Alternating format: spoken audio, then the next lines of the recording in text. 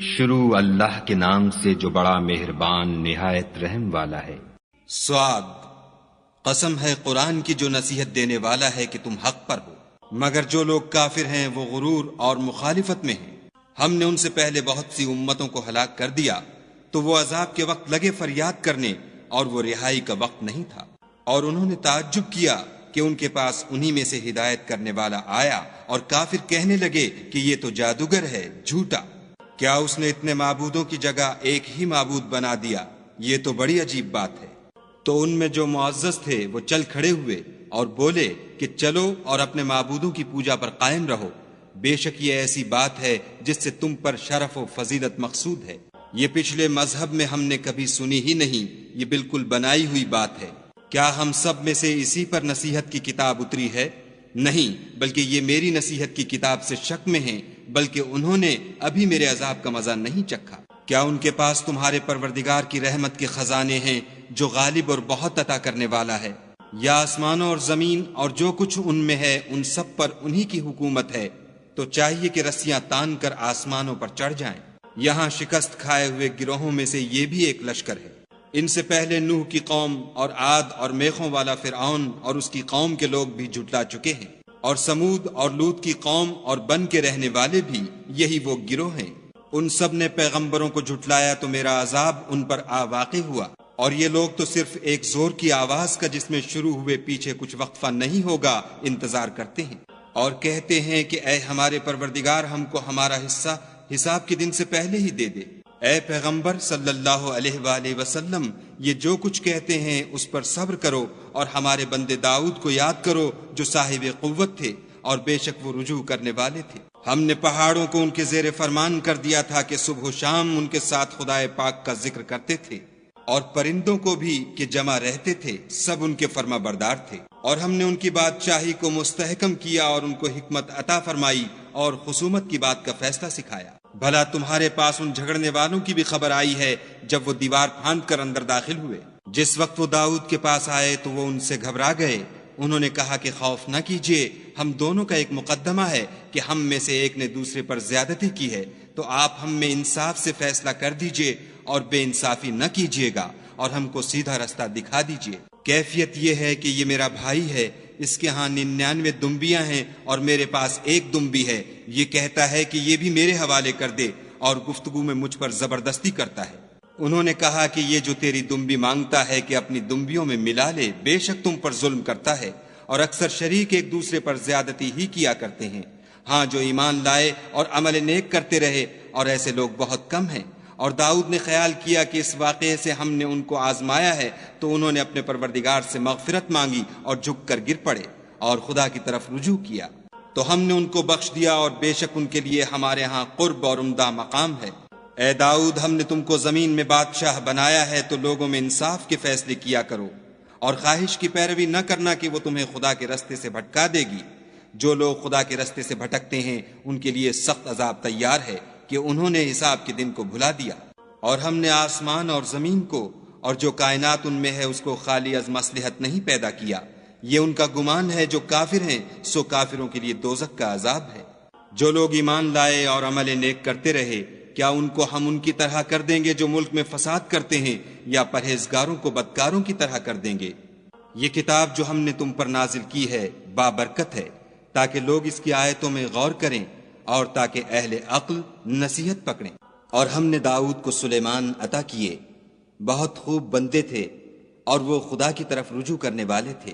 جب ان کے سامنے شام کو خاصے کے گھوڑے پیش کیے گئے تو کہنے لگے کہ میں نے اپنے پروردگار کی یاد سے غافل ہو کر مال کی محبت اختیار کی، یہاں تک کہ آفتاب پردے میں چھپ گیا۔ بولے کہ ان کو میرے پاس واپس لاؤ، پھر ان کی ٹانگوں اور گردنوں پر ہاتھ پھیرنے لگے۔ اور ہم نے سلیمان کی آزمائش کی اور ان کے تخت پر ایک دھڑ ڈال دیا، پھر انہوں نے خدا کی طرف رجوع کیا اور دعا کی کہ اے پروردگار مجھے مغفرت کر اور مجھ کو ایسی بادشاہی عطا کر کہ میرے بعد کسی کو شایع نہ ہو، بے شک تو بڑا عطا فرمانے والا ہے۔ پھر ہم نے ہوا کو ان کے زیر فرمان کر دیا کہ جہاں وہ پہنچنا چاہتے ان کے حکم سے نرم نرم چلنے لگتی، اور دیووں کو بھی ان کے زیر فرمان کیا، یہ سب عمارتیں بنانے والے اور غوطہ مارنے والے تھے۔ اور اوروں کو بھی جو زنجیروں میں جکڑے ہوئے تھے۔ ہم نے کہا یہ ہماری بخشش ہے، چاہو تو احسان کرو یا چاہو تو رکھ چھوڑو، تم سے کچھ حساب نہیں ہے، اور بے شک ان کے لیے ہمارے ہاں قرب اور عمدہ مقام ہے۔ اور ہمارے بندے ایوب کو یاد کرو جب انہوں نے اپنے رب کو پکارا کہ بار الہ شیطان نے مجھ کو ایذا اور تکلیف دے رکھی ہے، ہم نے کہا کہ زمین پر لات مارو، دیکھو یہ چشمہ نکل آیا، نہانے کو ٹھنڈا اور پینے کو شیریں، اور ہم نے ان کو اہل و عیال اور ان کے ساتھ ان کے برابر اور بخشے، یہ ہماری طرف سے رحمت اور عقل والوں کے لیے نصیحت تھی۔ اور اپنے ہاتھ میں جھاڑو لو اور اس سے مارو اور قسم نہ توڑو، بے شک ہم نے ان کو ثابت قدم پایا، بہت خوب بندے تھے، بے شک وہ رجوع کرنے والے تھے۔ اور ہمارے بندوں ابراہیم اور اسحاق اور یعقوب کو یاد کرو جو قوت والے اور صاحب نظر تھے، ہم نے ان کو ایک صفت خاص آخرت کے گھر کی یاد سے ممتاز کیا تھا، اور وہ ہمارے نزدیک منتخب اور نیک لوگوں میں سے تھے۔ اور اسماعیل اور الیسع اور ذوالکفل کو یاد کرو، وہ سب نیک لوگوں میں سے تھے۔ یہ نصیحت ہے اور پرہیزگاروں کے لیے تو عمدہ مقام ہے۔ ہمیشہ رہنے کے باغ جن کے دروازے ان کے لیے کھلے ہوں گے، ان میں تکیے لگائے بیٹھے ہوں گے، اور کھانے پینے کے لیے بہت سے میوے اور شراب منگاتے رہیں گے، اور ان کے پاس نیچی نگاہ رکھنے والی اور ہم عمر عورتیں ہوں گی۔ یہ وہ چیزیں ہیں جن کا حساب کے دن کے لیے تم سے وعدہ کیا جاتا تھا، یہ ہمارا رزق ہے جو کبھی ختم نہیں ہوگا۔ یہ نعمتیں تو فرما برداروں کے لیے ہیں اور سرکشوں کے لیے برا ٹھکانہ ہے، یعنی دوزخ جس میں وہ داخل ہوں گے، اور وہ بری آرام گاہ ہے۔ یہ کھولتا ہوا گرم پانی اور پیپ ہے، اب اس کے مزے چکھیں، اور اسی طرح کے اور بہت سے عذاب ہوں گے۔ یہ ایک فوج ہے جو تمہارے ساتھ داخل ہوگی، ان کو خوشی نہ ہو یہ دوزخ میں جانے والے ہیں، کہیں گے بلکہ تم ہی کو خوشی نہ ہو، تم ہی تو یہ بلا ہمارے سامنے لائے ہو، سو یہ برا ٹھکانہ ہے۔ وہ کہیں گے اے پروردگار جو اس کو ہمارے سامنے لایا ہے اس کو دوزخ میں دونا عذاب دے، اور کہیں گے کیا سبب ہے کہ یہاں ہم ان شخصوں کو نہیں دیکھتے جن کو بروں میں شمار کرتے تھے؟ کیا ہم نے ان سے ٹھٹھا کیا ہے یا ہماری آنکھیں ان کی طرف سے پھر گئی ہیں؟ بے شک یہ اہل دوزخ کا جھگڑنا برحق ہے۔ کہہ دو کہ میں تو صرف ہدایت کرنے والا ہوں، اور خدائے یکتا اور غالب کے سوا کوئی معبود نہیں۔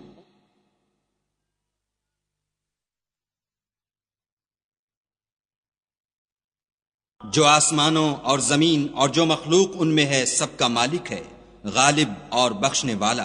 کہہ دو کہ یہ ایک بڑی ہولناک چیز کی خبر ہے جس کو تم دھیان میں نہیں لاتے۔ مجھ کو اوپر کی مجلس والوں کا جب وہ جھگڑتے تھے کچھ بھی علم نہ تھا، میری طرف تو یہی وحی کی جاتی ہے کہ میں کھلم کھلا ہدایت کرنے والا ہوں۔ جب تمہارے پروردگار نے فرشتوں سے کہا کہ میں مٹی سے انسان بنانے والا ہوں، جب اس کو درست کر لوں اور اس میں اپنی روح پھونک دوں تو اس کے آگے سجدے میں گر پڑنا، تو تمام فرشتوں نے سجدہ کیا مگر شیطان اکڑ بیٹھا اور کافروں میں ہو گیا۔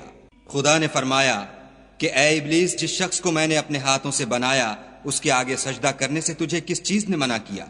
کیا تو غرور میں آ گیا یا اونچے درجے والوں میں تھا؟ بولا کہ میں اس سے بہتر ہوں کہ تو نے مجھ کو آگ سے پیدا کیا اور اسے مٹی سے بنایا۔ کہا یہاں سے نکل جا، تو مردود ہے، اور تجھ پر قیامت کے دن تک میری لعنت پڑتی رہے گی۔ کہنے لگا کہ میرے پروردگار مجھے اس روز تک کہ لوگ اٹھائے جائیں مہلت دے۔ کہا تجھ کو مہلت دی جاتی ہے اس روز تک جس کا وقت مقرر ہے۔ کہنے لگا کہ مجھے تیری عزت کی قسم میں ان سب کو بہکاتا رہوں گا سوا ان کے جو تیرے خالص بندے ہیں۔ کہا سچ ہے اور میں بھی سچ کہتا ہوں کہ میں تجھ سے اور جو ان میں سے تیری پیروی کریں گے سب سے جہنم کو بھر دوں گا۔ اے پیغمبر صلی اللہ علیہ وآلہ وسلم، کہہ دو کہ میں تم سے اس کا صلہ نہیں مانگتا اور نہ میں بناوٹ کرنے والوں میں ہوں۔ یہ قرآن تو اہل عالم کے لیے نصیحت ہے، اور تم کو اس کا حال ایک وقت کے بعد معلوم ہو جائے گا۔